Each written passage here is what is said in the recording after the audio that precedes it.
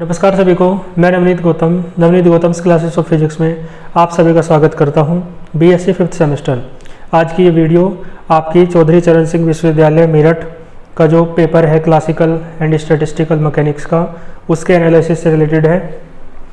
तो आइए देख सकते हैं, पेपर आपके सामने होगा क्लासिकल एंड स्टैटिस्टिकल मैकेनिक्स, और आप पाएंगे सेक्शन ए है आपका वेरी शॉर्ट क्वेश्चंस का। 5 क्वेश्चन आपको दे रखे हैं, प्रत्येक 3 अंक का है, तो आपके 15 अंकों के प्रश्न हो जाएंगे। 5 आपको करने हैं, 75 शब्दों में लिखना है। तो पहला क्वेश्चन है, what are constraints of motion. जो कंस्ट्रेंट हैं गति के प्रतिबंध वो क्या होते हैं, आपको कुछ एग्जांपल्स देने हैं, ठीक है जी। तो इस तरीके से आपका क्वेश्चन था पहला, वेरी शॉर्ट। सेकंड है, what are generalized coordinates. Generalized coordinates क्या क्या होते हैं, ठीक है जी। और आपको जनरलाइज्ड डिस्प्लेसमेंट भी साथ में ऐड करके पूछा गया है, ठीक है। नंबर 3 है, फेज स्पेस क्या होता है, आपको डिफाइन करना है। नंबर 4 में आपको माइक्रो स्टेट और मैक्रो स्टेट्स दोनों को एक्सप्लेन करना है, तो आसान क्वेश्चन है सारे। और नंबर 5 है, law of equipartition of energy जो है उसका स्टेटमेंट लिखना है, ठीक है। तो 5 क्वेश्चन आपके बहुत आसान है, 5 अच्छे क्वेश्चन हैं, आप देख लेंगे। और सेक्शन बी लघु है, शॉर्ट क्वेश्चन, 7.5 अंक का एक प्रश्न है, 2 आपको करने हैं, 15 अंकों के प्रश्न हैं और 200 शब्दों में आपको लिखना है। तो पहला क्वेश्चन है, so that for a conservative system. Conservative system के लिए जो हैमिल्टोनियन है H, वो बराबर होता है total energy of the system, H बराबर T+V होता है। ये प्रूफ करा रखा था मैंने, तो इसे आप अच्छे से देख लेंगे जिनके एग्जाम नहीं हुए हैं। बाकी जिनका एग्जाम था वो इसे अच्छे से करके आए होंगे। फिर अगले पूछा है, what is inverse square law of force. Inverse square law of force आप जानते होंगे, ठीक है, यानी वो फोर्स जो इनवर्स स्क्वायर लॉ को फॉलो करता है, यानी जिसमें F प्रोपोर्शनल होता है 1/r² के, ठीक है। तो ऐसे फोर्स कौन से होते हैं, ग्रेविटेशनल फोर्स, इलेक्ट्रोस्टैटिक फोर्स। और कैपलर के जो लॉज हैं प्लैनेटरी मोशन के, वो आपको करने थे, है ना। उनका कुल मिला के प्रूफ नहीं, केवल स्टेटमेंट, तीनों का। फिर इसके बाद देखो, तीसरा क्वेश्चन है, आपको थर्मोडायनेमिक पोटेंशियल्स दे रखे हैं, इन्हें डिफाइन करना है।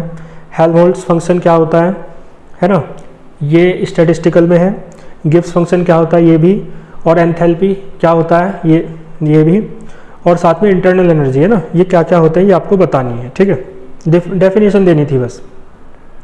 सेक्शन सी में आपसे पूछा गया है, लॉन्ग क्वेश्चन है आपके, 3 प्रश्न आपको करने हैं, 5 में से 15 अंक का एक है, तो यानी टोटल 45 अंक के प्रश्न हैं।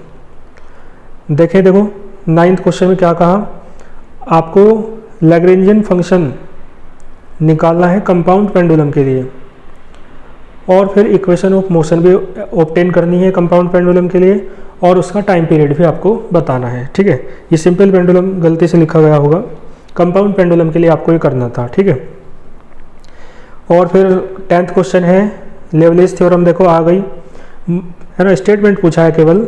और साथ में माइक्रो कैनोनिकल, ग्रांड कैनोनिकल एंसेम्बल्स क्या क्या होते हैं ये आपसे पूछा है डिटेल में, ठीक है, करा रखा है सब।